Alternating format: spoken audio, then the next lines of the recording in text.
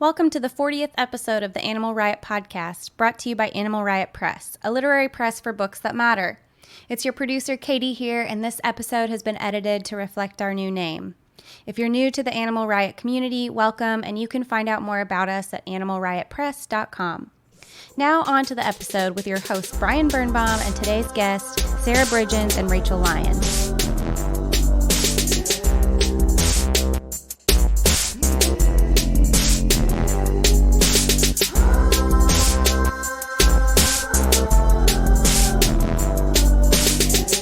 I'm your host, Brian Birnbaum. We're here today with Rachel Lyon and Sarah Bridgins.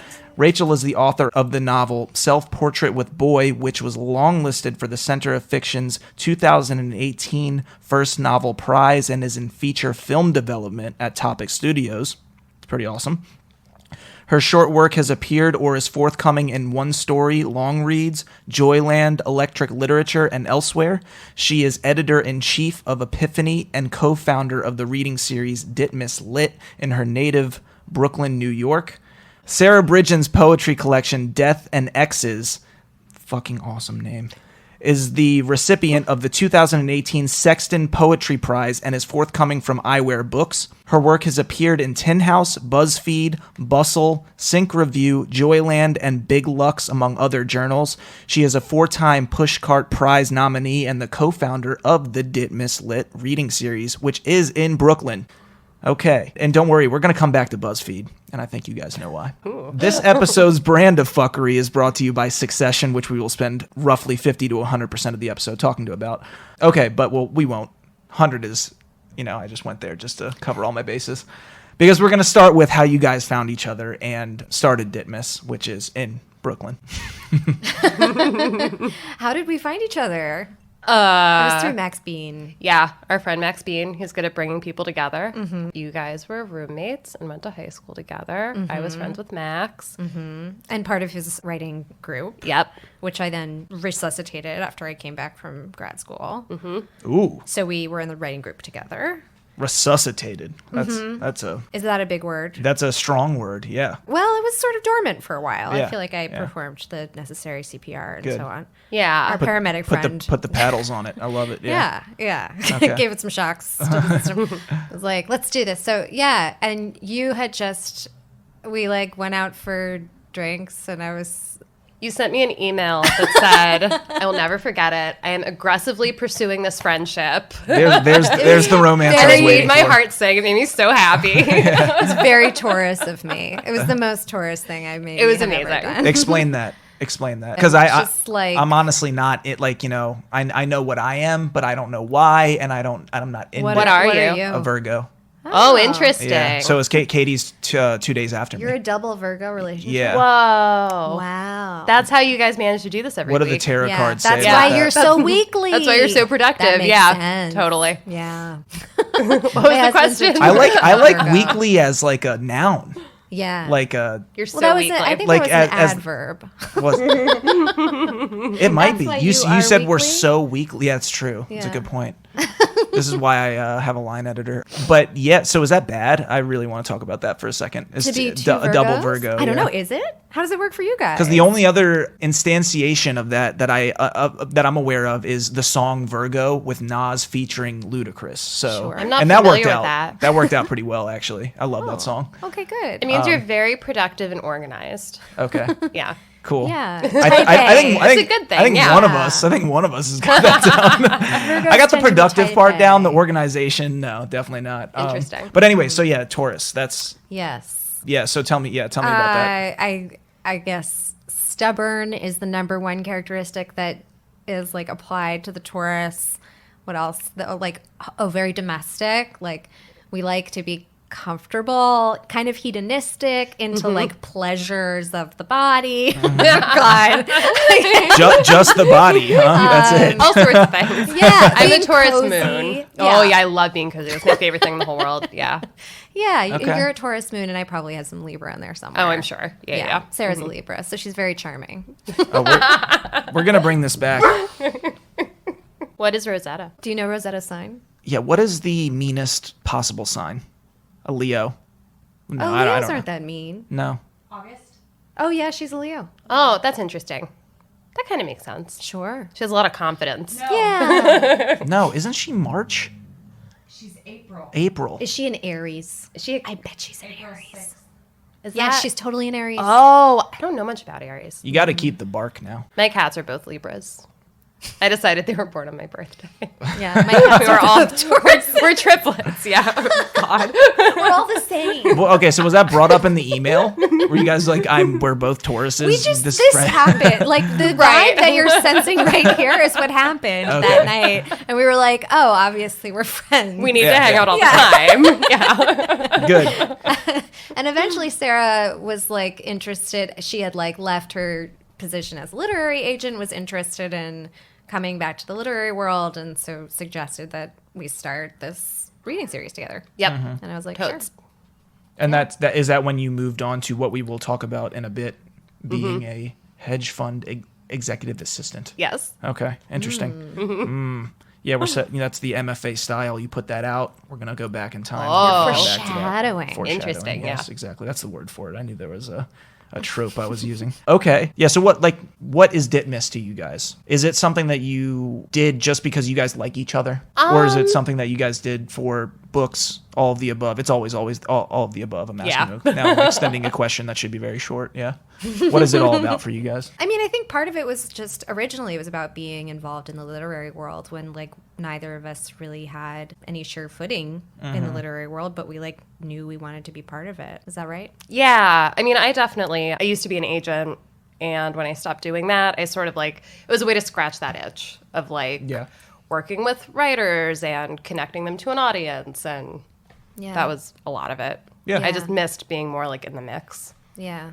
And we wanted a reason to hang out every month Totally. and a reason to like see our friends and give our friends an opportunity to Exactly. read. Yeah, because we both Yeah. know so many writers. Yeah. Yeah. That's why I asked. Right. And there wasn't one in Ditmas, right? So we knew we were Yeah. filling a niche in that neighborhood. That was really important. Totally. Yeah. And I read there last night, and when you guys asked who's from Ditmas, I would say about half the crowd raised their hand. Yeah, which it's is a real community series. Yeah. exactly, which is really cool. And I mean, I think our lovely producers and Devin would say the same thing. They started it to make more literary friends. You know? Totally. Yeah. I think that sometimes I wish there was a more complicated answer, which that's why I asked if it was because you guys liked each other, but but that really is what it comes down to. Like, it really is just trying to build community, because it's so hard for writers just being in their little caves, and just not talking to other people. Yeah, it's And a then- very solitary activity. And you're like, how do you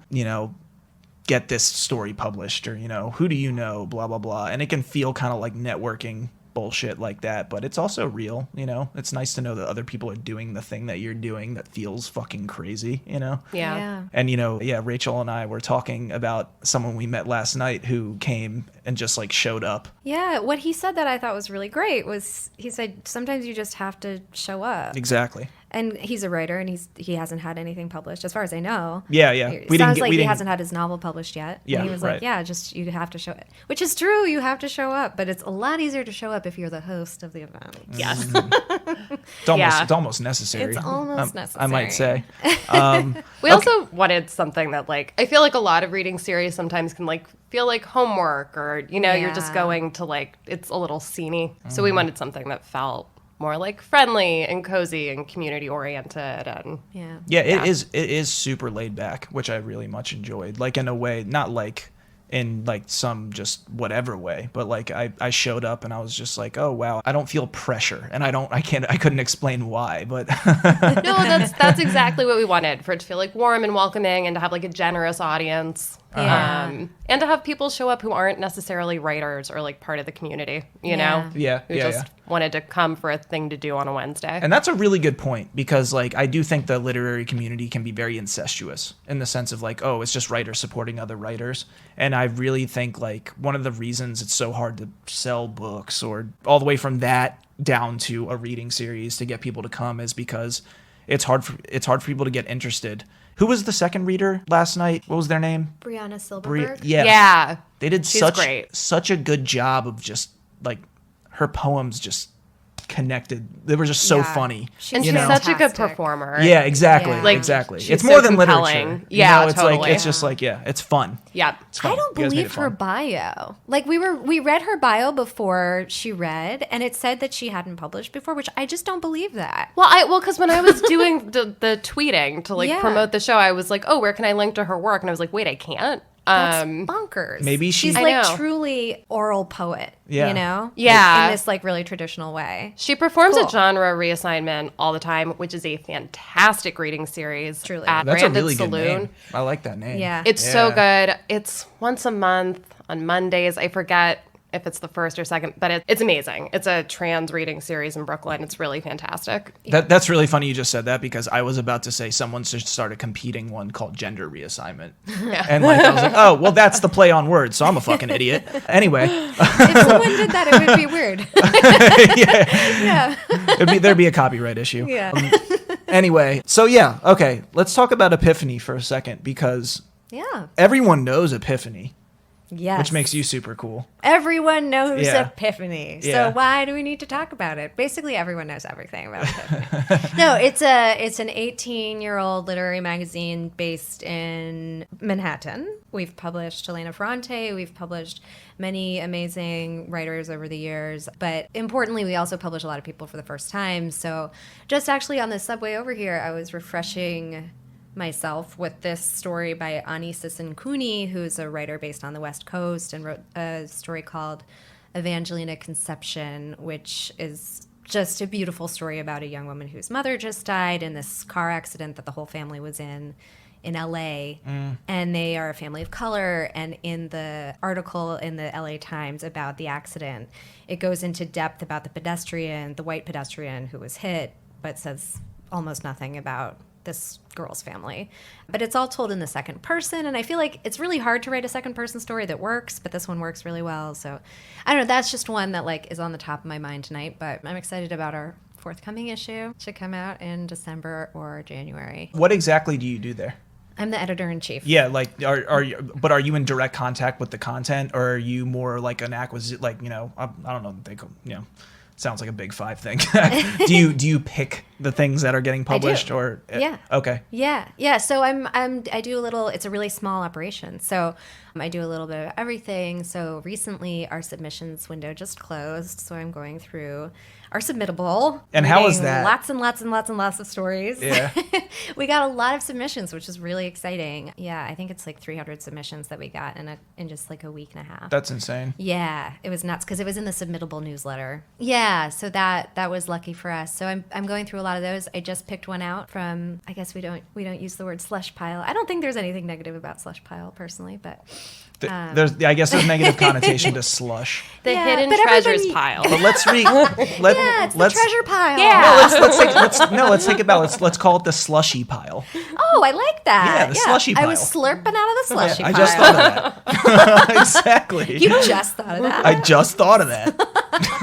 I had to say that because I did.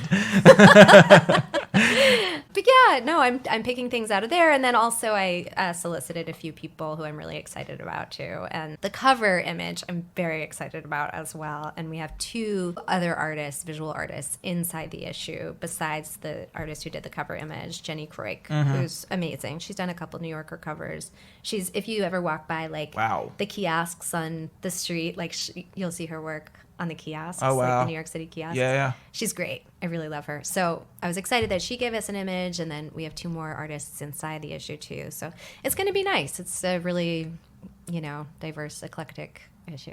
Yeah, and I think it is really important to pick people out of the slushy pile. Yeah. Because, yeah, I mean, nothing's set in stone by, and I'm not even going to name names or anything, but like it can become a grueling task. And it's like, I really try to give work a lot of effort. Like, I don't just, because we actually request 50 pages. Wow. Yeah. And so I try to, like, I go as far as until I am absolutely certain, You guys are such Virgos.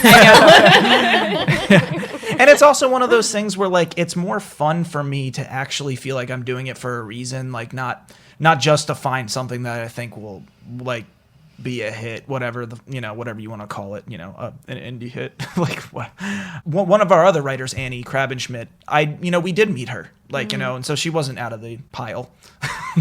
Yeah. But we just found someone the other day, and we're gonna have a phone call with their agent, and hopefully it'll go well. But I was just shocked. I was like, oh my God, because we got the submission back in late June, and I was like, this is still around right now, and this person is kind of like a well-known musician, like all this stuff. I was just completely shocked. So all that work, it can feel really useless. Yeah. And it's not because the writing is not good. It's just like, it doesn't fit your taste, or maybe it's not finished, it's not fleshed out yet. Everyone has a different process. But do you ever get to that point where you feel like you're about to give up and then you just like hit something, or like how does it usually go for you? Yeah, I mean, we're lucky, so we have a lot of volunteer readers who are all amazing. And the process is that we'll have 3 volunteers read a piece. If it gets 3 upvotes from 3 different readers, then it comes to me. But I also, just because we have so many submissions right now, I'm also just going through the slush myself on top of that. But helping out the crew. Yeah. But for the most part, that's how it works. And I have declined a few pieces that I really loved because they just didn't feel finished. They didn't feel like complete stories. But it's amazing. Like, it's such a privilege to be able to read people's work that they've spent hours and days and years on, and like, I have been on the other side of that 1,000 times. I literally have a spreadsheet that has 400 entries for all of the different submissions I've sent out over the years. And wow. I've done it too, so I know how hard it is. So you kept a spreadsheet outside of Submittable. Yeah. That was your own. Yeah. Well, I have to ask why. I'm so curious. Because when I started submitting 10 years ago. It was before Submittable. It was before every single journal was using Submittable. And still, like, one story doesn't use Submittable. So, but there are a few outliers. But, like, at the time, it was, like, impossible to keep track of your submissions. Plus, I was feeling very competitive with my roommate at the time, this poet Keith Leonard, who had his own spreadsheet. And I was like, this guy's getting published all over the place. This guy has a spreadsheet. I'm going to have a spreadsheet, and I'm going to fill mine in faster. Which is not what happened. That's hilarious. The novel that I'm actually talking about that we're interested in now, there's a musician, but this kind of takes place in the late 90s, who keeps a spreadsheet as well. Nice. And like of all these people that he knew. And like kept contacts with him. But yeah, that's so almost 90s. Totally. Yeah, so some people might not be interested in this. I'm extremely interested in how you went from being a literary agent to working at a hedge fund. I don't even really know how it happened. Yeah, I worked in publishing for 10 years. I worked at an agency for 7 and at Penguin for 3. Yeah. You worked at Penguin for 3, were you acquisitions? I was a sub-rates assistant. Oh, okay. So I sent bad paranormal romance novels to like Bolivia to be translated. It was a lot of like physical labor. That almost sounds illegal. Yeah, it was a job. I got a ton of free books, which was an amazing perk. You read the paranormal romance books as well. Oh, of course, all of them. Yeah. Yeah. So you got to write one of those now. I mean, I did have a moment where I was like, and then I was like, that's a lot of work for like $5,000. So I decided not to. Yeah, Rachel and I were just talking about the wonderful world of Advance Against Royalties. So, yes. if you make them back, don't ever get into this racket, listeners. Anyway, so then you went to a hedge fund, which I fucking love. I want to know what goes on. So, but like, what are you doing there? Because you're an executive assistant, which that's different from assistant executive. I'm doing like a little Dwight Schrute thing. Are you an assistant executive? Yeah, you know what I'm saying? Definitely not. I'm trying to get exactly what this means, So the assistant to the head of the tax department. So I mostly work with him, but then also the other people in the tax department. It sounds so fascinating. There are like 13 of them, but mostly I work with him directly. I manage his calendar. I get him lunch. I get everyone cupcakes for their birthdays. I manage his inbox. So you're Greg from Succession. No. I mean, kind of. He's an executive assistant. That's his title. Thank you. That is his title. You. But you don't have to be a human footstool. No, I've never had to do that. Yeah, thankfully. Yeah, well, but that's the thing. That I said that endearingly. Like, because Greg Like, you know, like you Machiavellian fuck. Like, you know what I mean? Like, I love Greg. It's not my favorite rosé. That's the best. Yeah. That is the line which shows his character development. Oh my God, it's beautiful. I am. It's beautiful. We're probably losing people right now. We are directly quoting Succession now. What's wrong with that? No, there's nothing wrong. Everyone has seen it. No, everyone has. Everyone should. And if you haven't, honestly, you need to stop whatever you're doing. And you need to turn on HBO or order. Here, okay, we're going to backtrack. I'm going to tell the same story that I told Rachel last night. Katie's grandmother was visiting a few weeks ago, and we introduced her to Succession. We had to go to work that day. We come back. She is still watching Succession. She is now on season 2. She finishes it and then goes home back to Little Rock, Arkansas, and orders HBO specifically to watch Succession. Wow. Yeah. Great. And then You guys should get a commission. Yeah, I know, right? We should. We really should. We should call Maybe HBO. will advertise on Dead Brown. Yeah. Oh my God. Cha-ching. In case you haven't heard of HBO. No, only Succession. But then just the other night, this maybe was last night or the night before, she's on the phone with Katie, and Katie breaks it to her that was the season finale. And like, it's not going to be on for another like year. No. And she just flips out. She's like, why the fuck did you do this to me? Like we got her hooked on Smack. Like, you know, like, but like okay. the rest of America. Let's be clear. Yeah. Well, so that's the thing. Gangy is us. But that's the thing. Is it the rest of America? I've kind of heard a couple things. I've heard that like it kind of has a cult following, or is it like Sopranos level at this point? You know, I don't think it's Sopranos, but I definitely think it's because during Sopranos the first was season, network television, so there's no, it was HBO. But it was on TV. Like back when we had Sopranos? a finite number of channels. No, HBO. I Right? think you Yeah, it had was still to. on HBO. You had to order it. You had to it was get a like its own subscription to it. a separate package. Still. But you watched it on a television. Yes, The You can Sopranos. watch That's all Succession I'm on a saying. television. Yeah. But like, Yeah. there's like it was like before you had streaming services with endless things that would right, like. It was on at a certain time of night. Yeah. You had to wait Yeah, for it. That's true. Like it was a different kind of TV It wasn't watching. competing with like all of this Yeah. other shit that's out now and all that Yeah. stuff. Yeah, That is true. But yeah, so in my opinion, Succession is the greatest show ever made because it like fits me, of course. Like the whole like corporate, like hyper conservative, just like narcissistic fuckery meets like Shakespearean dialogue. Yeah. You know what I mean? Like it's like corporate Shakespeare, and it's just like the greatest thing I've ever heard in my life.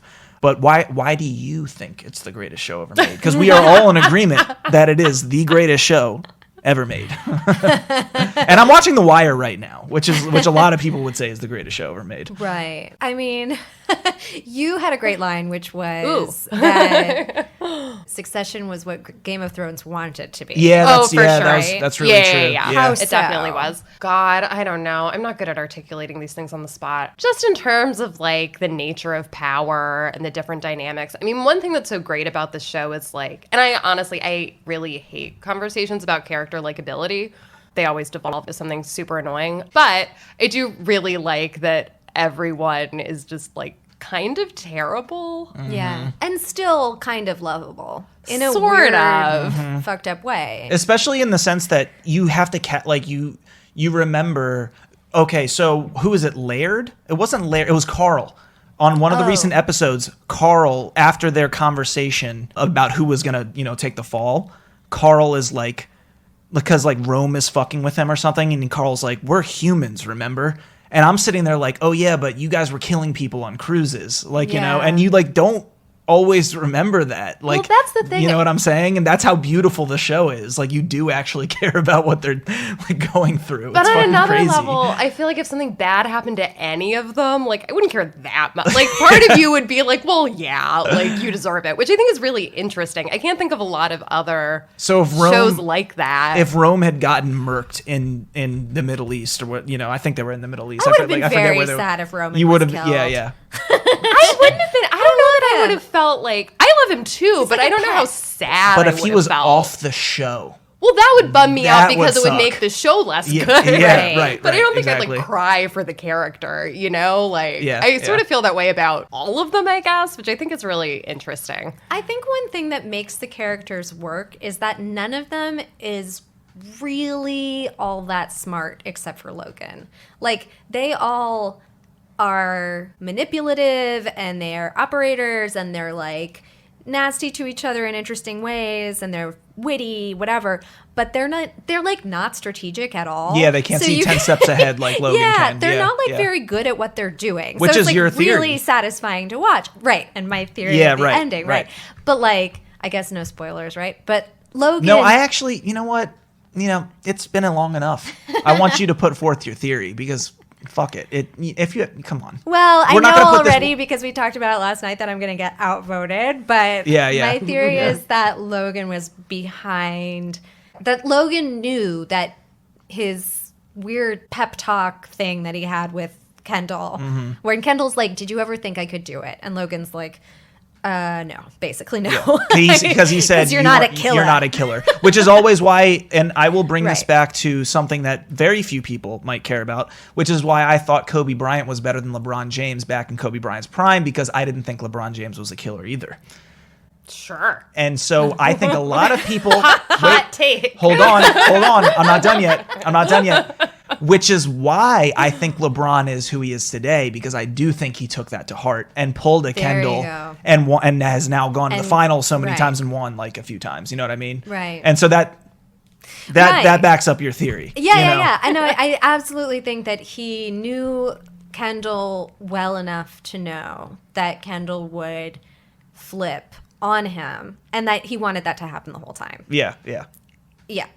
And he was really proud when it did, because he wanted Kendall to be a killer and he wanted to be off the team. He wanted to be kicked off and he didn't want to go of his own volition because that looks weak. Mm-hmm. So it's like the perfect solution. And you thought in that last look, that was a look of pride. Yeah. Interesting. Yeah. I love it. That's what you thought? Our producers are saying that's what she thought too. I didn't get that. I didn't get that either. Katie said that she thought that Kendall was going to be the one picked. I didn't know she thought it was planned by Logan. I didn't know that that's what she thought. We're now finding out that that's what she thought. Mm-hmm. And she's nodding, sort of like shaking her head nodding. But yeah, Sarah and I disagree, because here's one thing, and I can't believe we have a year until we get to figure this out. I know. But I also think there's so much shit behind Kendall and the car thing, killing the waiter, where the waiter died. Yeah. Where I don't know that Logan could have banked, but at the same time, now I'm thinking, well, he knows he has that on him. So if Kendall goes and does that, he's like, you can't, I think part of the beginning of the show set us up. Like, Logan is so unsure of who he wants to inherit this thing because he looks around him and all he sees is idiots all the time. Like, he is so tired of all of these idiots all the time. Well, that's why it was so interesting when Shiv fucked up. Yes. I think I want to take back the thing about likable. I think they're all unsympathetic. Right. Like, that's what's interesting about that's it. That's a very good distinction. But they are kind of likable. They are likable. That's a very important distinction. Because but it's so well written that it's like still so much fun to watch. Yes, I genuinely like Rome. I genuinely like Shiv. Yeah. Kendall, he's the one I feel for the most. You know what I mean? But I don't like him very much. Yeah, even though I see pretty terrible. I see so much of myself in him. Me too. So let's talk. All right, for Kendall. We're gonna do something absolutely horrible now, and we're gonna talk about who we got on our BuzzFeed quizzes. because I found an article in the cut. Did you do it? I did it. I found another quiz on okay. just Google BuzzFeed Succession. Who are you on Succession? And we're going to get our producers' results live. It's going to be very fun. It's going to be very, very fun. I wonder much tension. If there's a astrological sign relationship. We're going to get into this because this Succession. is what. So what are their signs? I was also just interested in your tweet about like your what were you again? I was Shiv. You're a Shiv with a what? You're Shiv. You're a Shiv with an astrological. What was I calling myself? Yeah. So I took the quiz and I was a Shiv. Okay. That's interesting. Was it Astro Poets? Who did that originally? I don't know. Like, you are with this, with a that, rising that. Maybe it was Ira the Third from that podcast, Keep It, which is an excellent podcast. Ooh. But I'm actually gonna search this. I think I said I was like a candle with a Roman rising or something. Yeah. Although it's like really embarrassing to say that. I think I said I was a Kendall Rome binary star with a rising Logan moon or a waning Logan moon or planet. I don't know. I told John, who's my partner, I told him like, you're just straight Logan. And he was like, he like thought about it for a second. He was like, yeah. Yeah, I can see that. You said that to him? Yeah. I can see that. Oh, man. I'm He's ruthless. horrified for you right now. It's a great relationship. Okay, so you got Shiv. Okay, Katie, who are you? I got Kindle. Nice. Oh my God, that's wrong. That's just wrong. I don't know. Okay, Wait, we'll go what with did you it. get? I got Rome. Oh. I got Rome. That's I'm not interesting. surprised at all. I can see that. I'm not. Yeah. Yeah, I'm not Yeah. surprised at all. On another quiz. Wait, I got Willa. Yeah, you got. We Willa. need to talk about that. We need We to do talk need about to this. talk about that. We also I need didn't even know to. that was an option. There's an article in the Cut written by Anna Silman. I don't know who that is, honestly, but it's called "What Your BuzzFeed Succession Quiz Results Really Mean." Okay, God. because I love the media pileup on this phenomenon. too. It It's is amazing. so great. because and this is why it's such an important article, okay? Because I'm literally going to That's read so I'm going to funny. I'm going to read her opening paragraph. Lately, everyone on the internet has taken BuzzFeed Succession quizzes. Everyone has. Okay, that's a fact. That is her first line. While the results appear to be accurate, parenthetical, it's true. I am such a Willa. Shout out to Sarah right now. I'm not proud of it, but I am. The descriptions seem a little too optimistic for a show about a family of narcissistic monsters. Okay, so that's very important because let's read Roman's description, which I got a Roman, right? This is BuzzFeed's description of Roman. You're smart, but you're not a big picture person. You like cracking jokes, having fun, and letting everyone know you're not taking things too seriously. You've got some very specific interests and or desires that you're struggling to come to terms with, but you've got some good allies in your corner. It's like, really? Like, yeah, okay, but you're also jacking off behind the bathroom door, like with Jerry on the other side telling you. And so that's the thing. So this is what the cut. So the cut says what.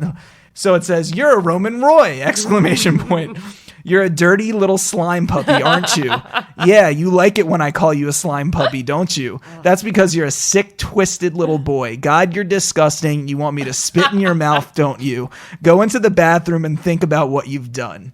That God. is, though not like global description of Rome, it's a more accurate one, I would say. Yeah. You know? Jerry is the best character So Oh, good. she's on that great. entire So show. good. Slime Puppy is the best.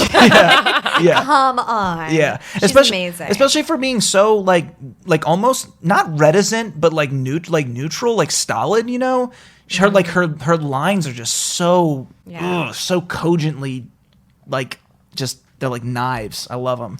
So okay, you got Shiv. Let's read the real. Oh, the read real the other one first. I like the juxtaposition. Go to the BuzzFeed one first, and then like Yeah, let's do that. because I love the idea we that need to like get BuzzFeed someone- is just sugarcoating this and making it like all of its like personality quizzes. This is a different one than the one I took. That's okay. I took like a community one. That's Yeah. okay. I got Chev. I don't think that's accurate. We're still gonna read Willow's. I still think love I'm that Willa. You're committing to Willa. I'm committing Yeah. to. I do Yeah. feel like Well, I'm more her. You already told me, so I can't let it go. I would totally be an escort who like found a rich guy and then made him like It's a produce good my life. plays. Like I would It's a love good that. life. I aspire Yeah. to That be sounds like a good a life. high It's a good priced life. escort who Yeah. finds a rich guy. It's yeah. better than being For sure. Connor. Yeah, absolutely. You know what I mean? Oh my god, who gets Connor? I know. Yeah, yeah. Yeah, come on. Do you think Connor's worse than Greg? You cannot tell me that Connor's worse than No, you're worse than right. Greg. Connor's way worse than Greg. We're definitely back on the air Yeah. right now. and we're back. I want the show to just end with him becoming the president. Connor. Connor. Yeah, that Oh would be my God. hilarious. It would I would be watch an entire season where it was just like mirror life of now with Donald Trump, but it's Connor instead. Yeah. Yeah, It would be that'd like be That would be a beautiful. great show. It would be beautiful. Yeah. Okay, we're gonna read Shiv's now. Okay. The BuzzFeed Shiv. And then we're going to go to the cut. Shiv/Rachel. You are incredibly intelligent and calculating, but are often forced to prove yourself. Sometimes you say things without thinking, but you're still the least likely person to screw up in your family and or a friend group. These are all actually true. Yeah, no, I can see this. You You always don't know me, but you're right. yeah, right, exactly. You always present yourself as calm and in control no matter the situation, but it doesn't say the but. Because, like, we know what happened at the dinner party. Yeah. And she dragged Tom out. 100%. Had to collect herself because then she spilled the beans, man. She can't stand injustice at She the can't. end of the day. That's why against she's the herself. liberal. That's why she's the liberal in Yeah. the family. Yeah, you know? that's true. Yeah. That's Okay, true. so now the Cuts version of Shiv, which I actually have not read yet. I only read Rome's. excited. You are Shiv Roy. Yes, queen. You are an empowered #girl boss. You understand that a woman's place is in the boardroom, not the kitchen. Oh, I love it. The patriarchy needs to be toppled, and you are the one to do it. Lean in, you powerful goddess, and take what's rightfully yours. This is going well That's a so far. great one, yeah. Yeah, I'm getting a little pissed because, Rome is cool Because you were too. a slime puppy. Yeah. You're just mad because you're a slime puppy. I am. Okay, shut up, Jerry. Only you can stand up for the brave women who have suffered under the fist of toxic masculinity and who dare to raise their voices and say, me too. Unless, of course, they present obstacles to your own ascension, in which case the credibility must be undermined at all costs. Use whatever resources are at your disposal. So fucking true. I love it. Because that scene at the park Yeah. is brutal. It's brutal. Yeah. And here's the thing, though. Everything she's saying is true. Yeah. But she uses it so just her wiles are just like it's like that was a fantastic scene. it was so good. The show's so fucked up too because like I wanted her to talk the woman out of Yeah. testifying, which is like bad. You're not supposed to like and the thing be on her side. And the thing is, what she's saying is true. It's like you are gonna go through some shit. No, if you totally. do It will like but, tear your life apart. Yeah. But you're wanting her to do something against the greater good. You know, it's Right. The part that wasn't true was when she was like, "We're gonna take this down from the inside." Yeah, Right. yeah, that's You right, have yeah. no assurance that that's accurate Yes, at all. yes, That's yes. definitely not. Well, so are you saying you don't trust that Shiv would actually have tried to do? Well, she would was have making tried the to do promise that? before she knew. She like could. she thought she was next in line, maybe, but she kind of knew that she was on shaky ground making a promise like that. And like, even if she did get in there and like start to take things down, like maybe she would get rid of Mo Lester. yeah, but what like- incentive would she have Yeah. to really like She's not going to get rid fuck of things like, up? her brothers. Yeah, totally. What a great moment in the show when you just for episodes someone as Mo. And they just hold that in their pocket, and then they just say, like, and then the wife's like, Mo? Oh my God, I totally forgot. Yeah, It's that's so great. good. It's so good. Okay, that's beautiful. But I will say, the only thing I will say to that is that at that point, Rhea was in line. Yeah. So she might have actually acquiesced to taking it down from the inside, which is kind of that idea is kind of bolstered by the fact she left. After after all this came out. But anyway, that's just my 10 cents. I think Shiv does have a modicum of integrity, but when it comes to succeeding eponymously, yeah, she kind of does. The cut. Who is this? Anna Silman? She's on it. All right, so we don't have the BuzzFeed Willa because we couldn't find it. What's the cut, Willa? We couldn't answer the questions correctly again. Yeah, I think I took Which a maybe different one. Sarah, you're not a total Willa. Maybe you're a little bit more calculating than you think you are. Yeah. I am embracing it. I'm going full Willa. I'm an angel. Willa could be a Libra. You're a Will. Yeah, you're a could Willa definitely She could Libra. totes be a Libra. with a rising Shiv. yeah. Yeah. Yeah, That makes we'll say sense. that. If I she's like a Taurus. that. Yeah. I like Okay. that. Yeah. Very feminine. I'm just going through. This actually is not. This is not okay. You're Willa. You're an artist, babe. Yeah. You were destined to create. You are the That's me. voice of your generation, Hell yeah, or at the very least, the voice of a generation. Hannah Horvath. Oh, lame, yeah. 2016 or something. Or that. Yeah. Much like the titular Sand from your underrated Broadway debut, Sands, you are limitless, both tough and soft, microscopic and vast. You contain multitudes and also, possibly, sand mites, which Greg inferred to. Yeah.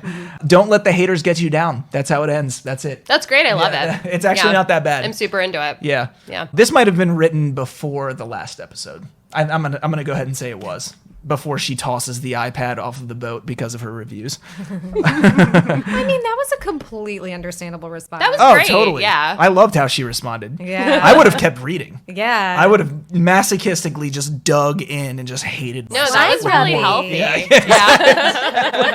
Totally. And perhaps have done something more than that. Okay. Anyway, I have to say, I just went back to the very beginning of my Gmail. So I signed up for Gmail in 2005. holy shit. It's a long time ago. Yeah, It was probably before you were born. Damn. But yeah, my very first email was an email to some friends of mine sharing like the equivalent of a BuzzFeed quiz, but I think it was on MySpace. I was just like, I love these things so much. So So just like the- whatever we're doing here is like really tickling like a deep, I weird see. nerve. in Yeah, the back of my head. A MySpace quiz, just the same thing basically Yeah. with like creepier photos probably. Who knows what MySpace was then? Yeah, no. Jeez, I don't even want to go back there. Okay. Any last thoughts about Succession before we have you guys read? No, I think we I think we covered we covered it. a lot. Yeah. I think we covered it. People should be grateful that we went in this depth. Oh, yeah, definitely. they should. And honestly, if you don't know what we were talking about, that's your problem. Go I can't back believe and you listened this long. no, I can't believe it. And also, I'm like, you should go back and watch and figure it out for Even yourself. though we've ruined For sure. it for you. I know. I think out of context, none of this means anything. Yeah, I think it's it's encoded. Yeah, enough, you know, totally. it's fine. We had a good time. All right, yeah. So who wants to read first? Do you want long first or short first? Let's do long first. Okay, yeah. Okay. Let's do long first. Great. So I thought I would read something that I wrote for another reading series, since this is a show about reading series, and we're talking about our reading series, including other things. So this is what I read at Breadcrumbs, which is a great reading series. Ooh, it is. We both read there. Yeah. Yeah. Great reading series. Great journal. Hosted by Bob Raymonda. Bob Raymonda. Yes. Who I actually think we're having on the podcast at some point. hope you right? do. Yeah, He's yeah, very we are. sweet. Yeah, Oh, yeah. he's great. We've had Yeah. to reschedule, I think, a couple times, but yeah. Oh, or maybe yeah. not. Maybe I'm just making that up. I don't know. Oh, We'll figure it out. also, I did want to properly shout out the next genre reassignment show is on Monday, the 21st.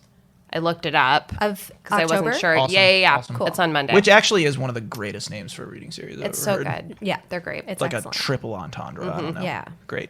Okay, cool. So Breadcrumbs is cool because, like you guys, they do a a web journal as well as a reading series. So they do a lot of publishing as well. So Oh, nice. This is Yeah. published on breadcrumbsmag.com. And then I also read it at the series.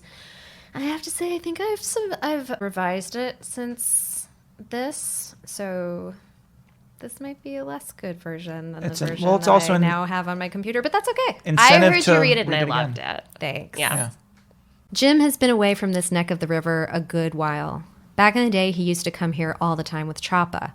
Choppa had wheels. He salvaged a beat-up old Chevy from the impound and spent a summer fixing it up. Half the passenger side door was rusted through, and the check engine light wouldn't turn off, and there was just an empty socket where the e-brake should have been, but it was effective. Saturday mornings, he'd swing by Jim's dad's and lean on the hoard until Jim ran outside, and they'd drive like the mad boys they were to the bend in the highway where the fence dropped off. You had to park on the shoulder and sort of skid down the sandy incline through the trees, and half the time Jim would come home with bramble scrapes all over his shins. But down here in the gully, the river was icy clean, the narrow sky bright blue, the trout fat splashing silver. Down here in the gully, he and Choppa could dose in peace. If you timed it right and took enough and maybe wore the 3D glasses Choppa pinched from the drive-in off USX, by the time you were peaking, the noontime sun would just have tipped over the edge of the ravine, flooding every shadow and dazzling the rapids. Choppa would whoop and jump from the bank and tear off his shirt and throw off his shoes and chase the sparkles that floated up off the river, gobbling each one up in turn, beautiful, thrashing wet. Look at me, I'm Pac-Man, man. I'm eating the sun. Today is a mild day at the tail end of winter, 16 years since. Jim was supposed to have been in the air right now, en route to Florida from the Boston consulting firm where he just made junior VP of client acquisition, to hang out at spring training with half a dozen of his most valued clients. But this year he's postponed the trip a few days to come home. The occasion? Yet another funeral. 2 weeks ago, Choppa's old girlfriend Amber OD'd, OxyContin. The second in her nuclear family, the 12th in his high school that he knows of. Jim heard the news from his stepmom, who heard it from Choppa's mom, Win. He never knew Amber too well, but when he thinks of her, the moments he remembers feel good and sad and real. How Choppa pined for her in 9th grade math class. How she showed up at Jim's dad's in tears because she thought Choppa had gone missing. Her mascara stain never came out of his Grizzlies jersey.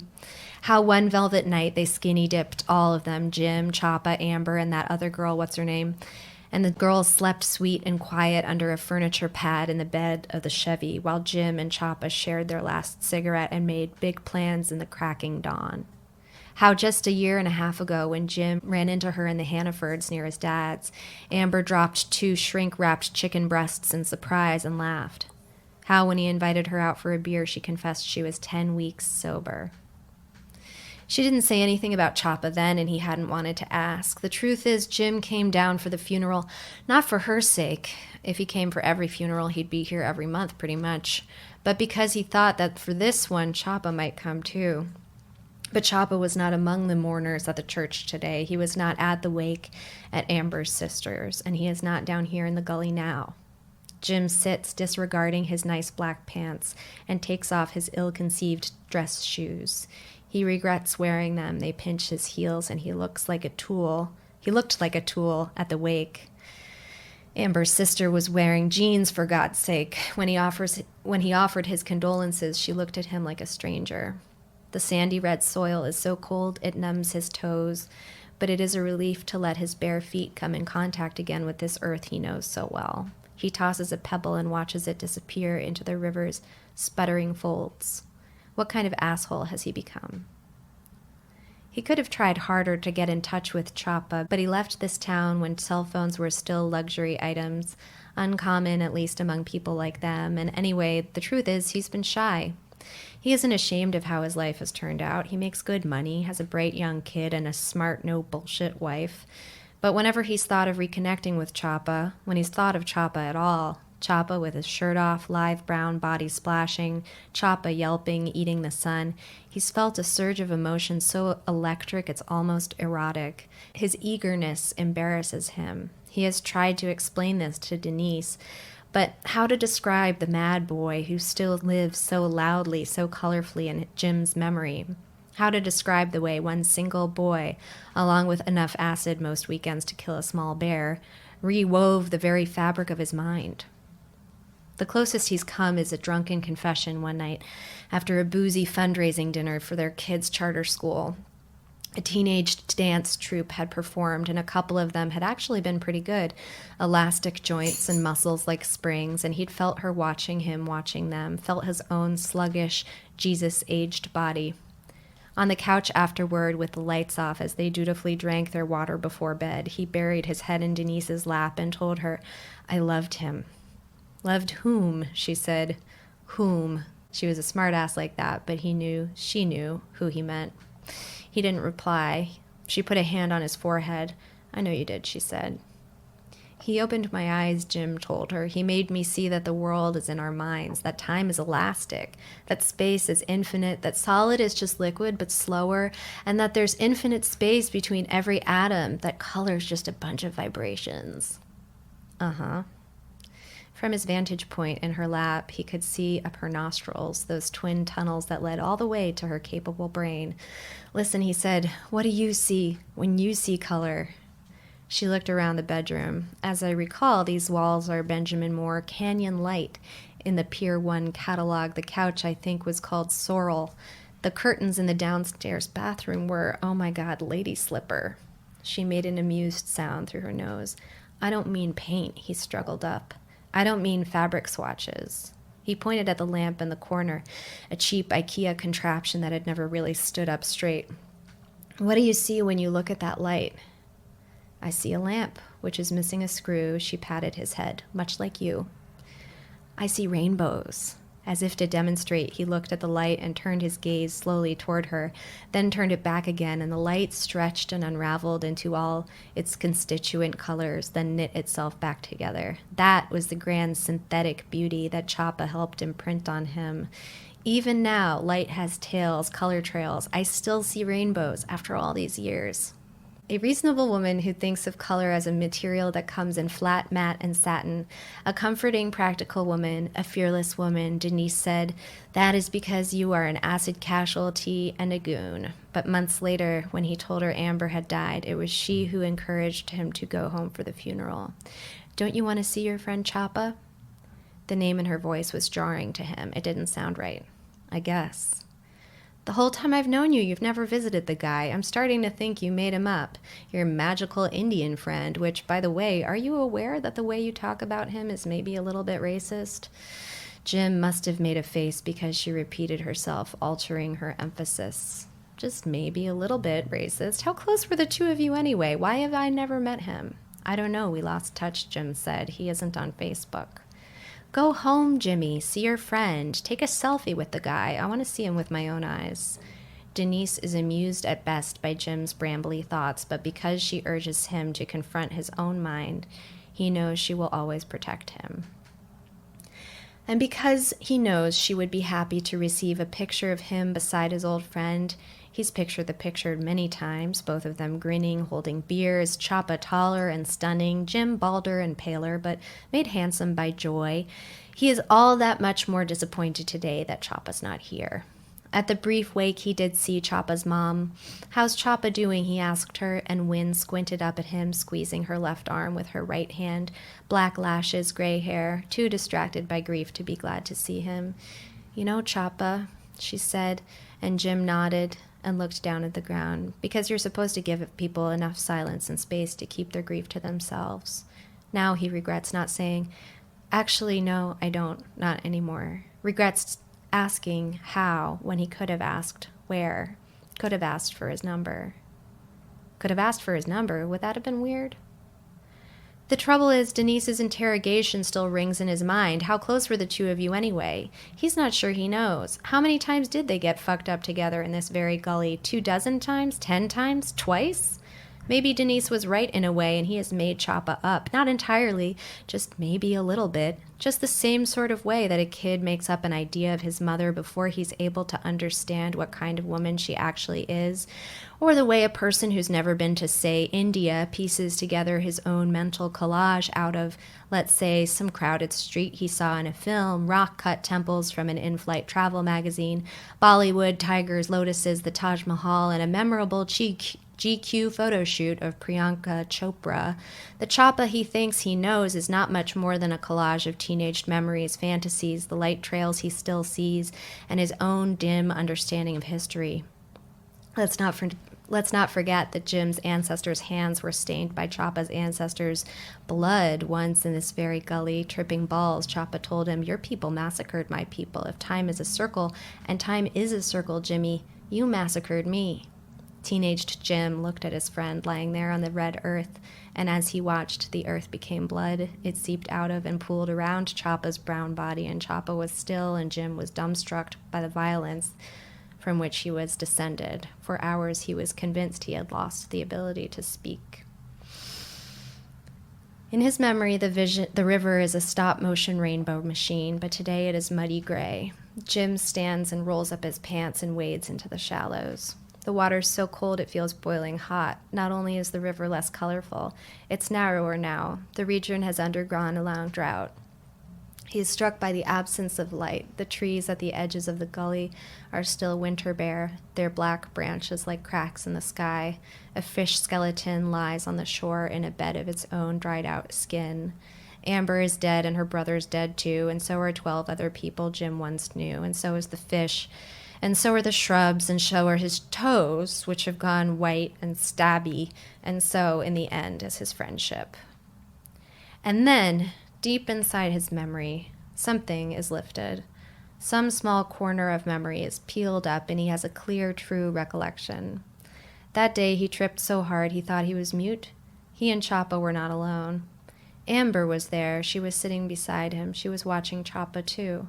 He remembers her bare ankles, the cigarette between her fingers. He remembers her narrow, love-struck teenage face. She loved Choppa as hard as Jim did. She kept him company in that embarrassing love. He wants to tell her so. He wants to thank her. He wants to apologize for leaving her out of the picture for so long. But he can't, of course.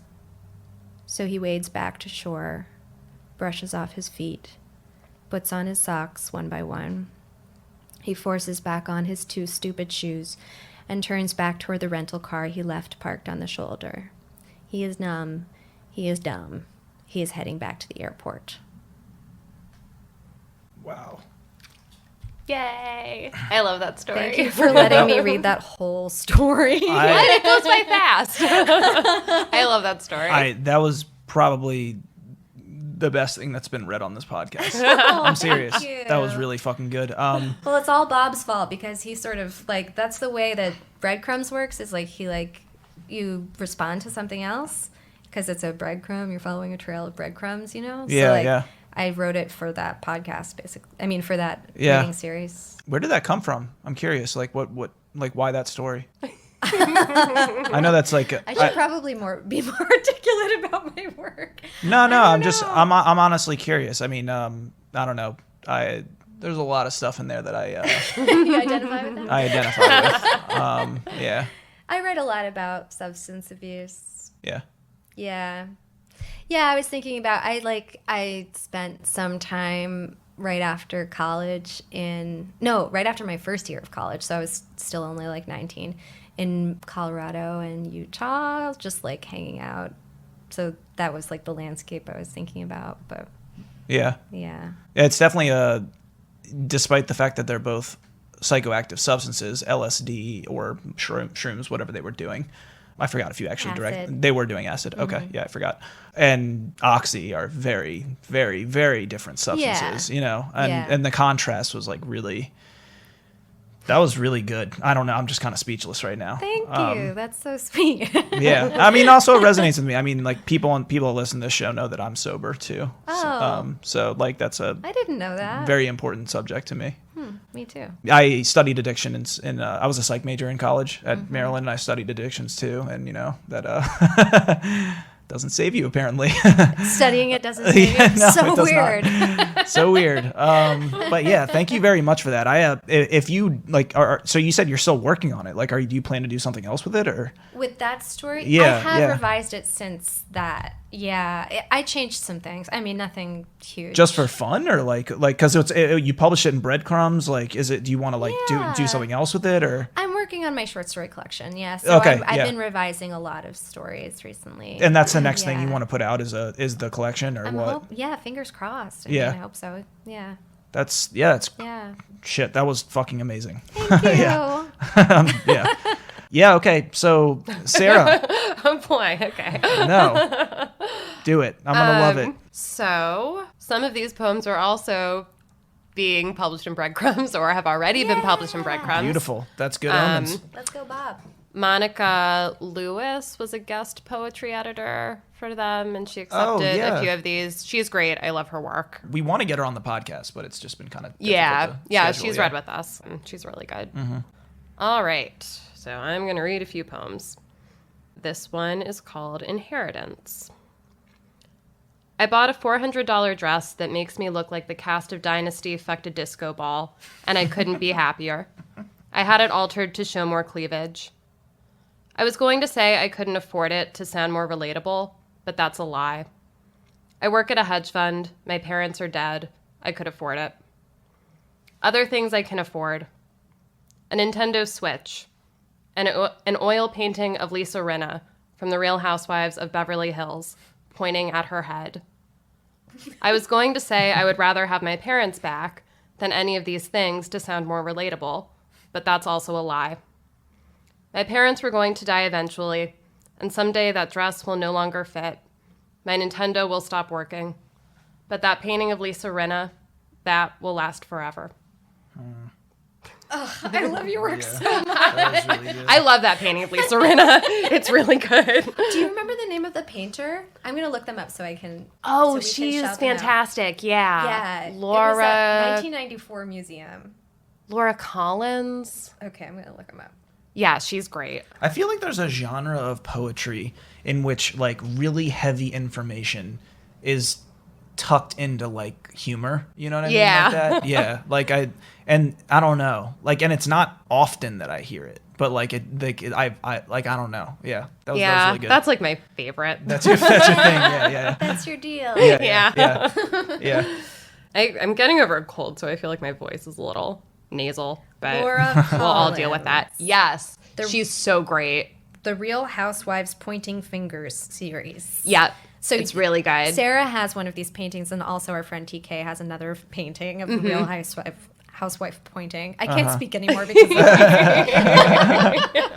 it's the first like real piece of art that I ever bought. They're amazing. Look at these. I know we're on podcast, but oh shit. I know. Yeah. She has a series of Anna Wintour crossing her legs. They're like not caricatures. They're not that like tumescent, but they're like I'm trying to describe them for our listeners. They're like variegated like caricatures, kind of like I don't know. They're just great. They capture great moments. Yeah, they're fantastic. Very, let me they're really colorful. Yeah, they are. They're definitely like there's like some sort of like realism there, but like it's like these. Okay. This one is called 31. I can deal with growing older as long as I also grow more glamorous. I want to have fake nails, fake boobs, and real furs. There's nothing more glamorous than smoking for your entire life and never getting cancer. As a child, I thought my mother was glamorous. She only wore silver because she said gold looked cheap. Smoked unfiltered cigarettes ringed with red lipstick. The last time I saw my mother was 2 years before she died. She was haggard, poor thin, not rich thin, clutching a pillow to hide a non-existent paunch. It was like she had molted with age, shedding her silk nightgowns, heavy perfume, and emerging a pale callow. Now my role models are Dolly Parton, RuPaul, and the beautiful murderesses on Columbo, in that order. At a cabaret show, I heard Justin Bond say, "It takes guts to be glamorous," before recounting a story about a woman who cut her finger at a party, then bit off the dangling tip and spit it in the toilet. I love these. I will admit, like, there's a certain disdain I have for poetry. Most people do. Yeah, but I also I totally understand. But not the poetry I tend to like is the more direct, not like because yours isn't really even narrative. It's almost like they're statements, you know, like in a way. But they are narrative in a way too. But I do like they're just like these crystals of like information, you know. Yeah, I tend to know. like stuff that's not so abstract. No, I'm all for it. Yeah, and it also makes me really want to know a lot of the stuff that's kind of like beneath the surface of what you're talking about, you know? Oh, yeah. Which is I like that. I don't know. Because it could be a story, but like I like that it's like hints not at a story. In a way. Yeah, exactly. Full disclosure. I'm going to be honest, this is how I spend most Saturday nights. I watch The Real Housewives alone, and for dinner, I heat up a satisfying serving of frozen macaroni and cheese. I make it in the oven because it tastes better this way. The cheese forms a crust and browns at the edges. Also, I do not own a microwave, and using the oven makes me feel like I'm cooking. I steam some broccoli because I do not want to die from malnutrition. Here are the other things I eat. Reese's peanut butter cups, blocks of fancy cheese, baguettes, tomatoes, barbecue potato chips, the tops of blueberry muffins. You'd think this diet would make me heavy, but I am grief thin. I started wearing crop tops just because I can. The white slice of stomach, my consolation prize for the world blazing into a wasteland. I collect tiny designer dresses like I don't have to pay my rent. Because I know that even this will end eventually. I will continue living without the people I could not live without, and my body will forget how to feed itself on loss. When it does, I will mourn the time when I lost all that weight, when I was so small, so frail, almost nothing. Ooh, the next poem I read quotes you. Whoa! I love grief thin, by the way. That's great. Yeah. That's really good. We've I got think poor, thin, rich, thin, and grief. Oh my God, that's so true. and also Real no. Housewives on 2 out of 3 so far. I'm really hoping to. Yeah. True. We should have had you guys start reading earlier. We'll have you back. Great. All right, 34. A friend told me she envies how much I love beautiful things. I had just bought a pink velvet couch and was sharing pictures of it like it was my child. With every year that passes, I want children less, beautiful things more. A ring adorned with rainbow sapphires, a leather bag from Florence, my face injected with poison to keep it beautiful forever. Children are beautiful, but they are also bombs. Their fragile bodies unstable, so easily ignited by a falling brick, a too-hot car. Turn around for a moment and they're gone. Your life exploded. I'm not going to risk that kind of loss. I'm still digging myself out from the wreckage of too many other disasters. My body can't sustain another life. My heart pumps pink velvet. Damn, you are fucking sad. Yeah. I That's the title of my book, So Death and am I. Exes. Katie knows I am too. Before you guys got here, I was literally sitting on the couch being like, why am I so sad? Maybe you should get a pink velvet cow. Yeah, I know, Yeah, right? just buy more shit. Just buy some stuff. And take a Buy more picture of shit, it. watch dumb TV, I eat can't. garbage. That's my solution. My values are too transcendent. I'm sorry. It's pretty effective, honestly. I don't know. I feel like if you got Roman. Oh, did you say Love Island? Yeah, see? There you go. Wait, what about Love Island? Oh, okay, yeah. My Yeah. values aren't totally transcendent. I'm a recidivist. Okay. I love it. I need something. Like, I also just quit smoking. Well, Oh, wow. boy. Katie's been a huge enabler for me with her e-cigarette, and I gotta tell you, real Love Island. I should have picked that up when I was on like day 3, and I wanted to tear my hair out. Yeah, I feel like trash TV is really good for replacing addictions. It is. They should It is. study that in psychology school. Well, speaking of acid, they're doing a lot of studies about getting people to realize their I guess like some sort of like hyper awareness. Yeah. They're using it for alcoholics. Yeah. It was on 60 Minutes, which everyone knows now. It's a fucking real thing. Who knows? Is it acid or mushrooms? Acid, actually. Really? Yeah. I thought they were using psilocybin for this sort of thing. I think they like just as easily could. I've taken both before. I will tell you, like from my own experience, I took acid for the second time when I was 19, and it was a week after the first time. I was at Bonnaroo, and in that moment, I took 2 tabs. I was so high, it was unfucking real. But I knew I was an addict. Like I was 100% sure. And so I'll tell you that it works in that sense. Well, that's interesting. It didn't stop me, but Yeah. But yeah, Sarah, those were fucking awesome. Thank you. Thank you guys so much for being on. Oh my This was God, great. thank you for having Our us. pleasure. This was super Yeah, fun. we got to for do it having again. us. Yeah, we this was definitely got to great. do it again. Maybe more readings. Anytime. Totally. Okay, that's it for today's episode. If you like what you heard, please subscribe and review on whichever platform you're listening. You can get in touch with us on Twitter, Facebook, and Instagram at Animal Riot Press or through our website, animalriotpress.com. This has been the 40th episode of the Animal Riot Podcast with your host, Brian Birnbaum, and featuring Rachel Lyon and Sarah Bridgins. Transcripts for our deaf and hard of hearing animals are provided by Jonathan Kay. This episode was cut by our podcast assistant, Dylan Thomas, and we are produced by me, Katie Rainey. See you later, you filthy animals.